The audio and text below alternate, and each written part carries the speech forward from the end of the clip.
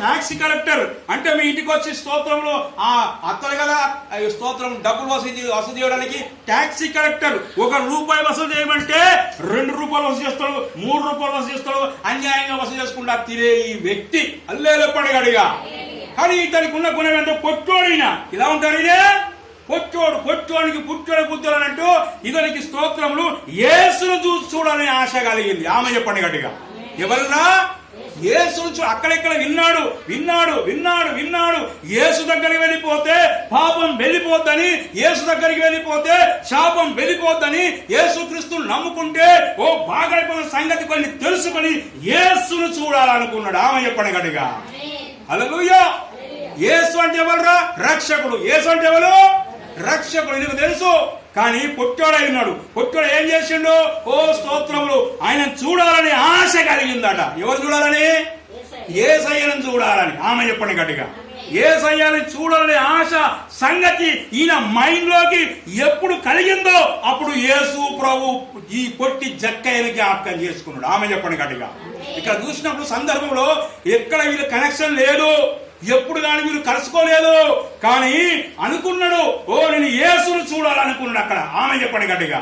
చూడాలనే ఆశ ఏం చేసింది తెలుసా? అక్కడ స్తోత్రం పొట్టి జక్కయ్య పరిగెత్తుకొని ముందరికి వెళ్ళిపోయి ఏం చేసిండు? ఒక మేడి చెట్టు ఎక్కిండు. ఆమె చెప్పండి గట్టిగా. మేడి చెట్టు ఎక్కిండు. చెప్పర గట్టిగా హల్లెలూయా. మేడి చెట్టు ఎక్కి కూర్చున్న వెంటనే అక్కడికి వచ్చేసరికి స్తోత్రములు యేసు ప్రభు ఉన్న స్థలం ఇలా నిలబడిన తర్వాత పైకి చూసిండు. ఆమె చెప్పండి గట్టిగా. చూడరా ఆమె. అసలు ఇద్దరు అనుకున్న సంగతిని ఎవరికి తెలుసు?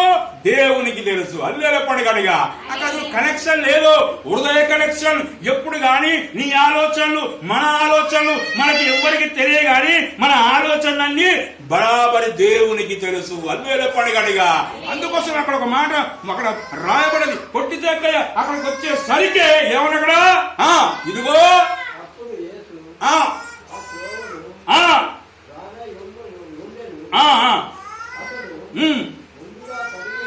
పరిగెత్తుకొని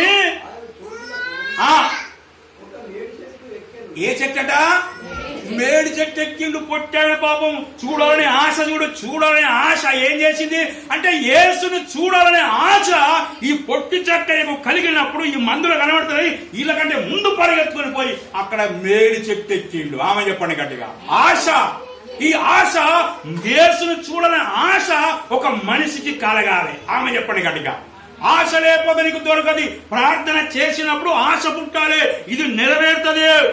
స్తోత్రం. దేవుని దగ్గరికి వస్తే మేలు చేస్తాడు. ఒక ఆశ పుట్టాలి. ఆశ గల ప్రాణములు దేవుడు ఏం చేస్తాడ?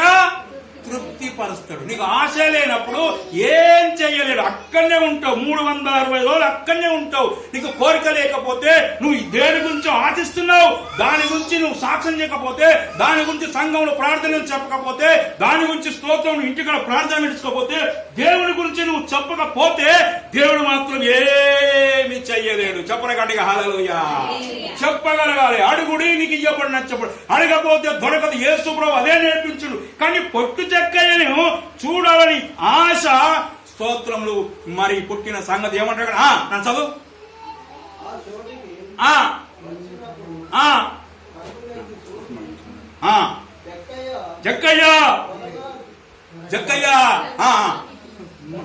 జక్కయ్య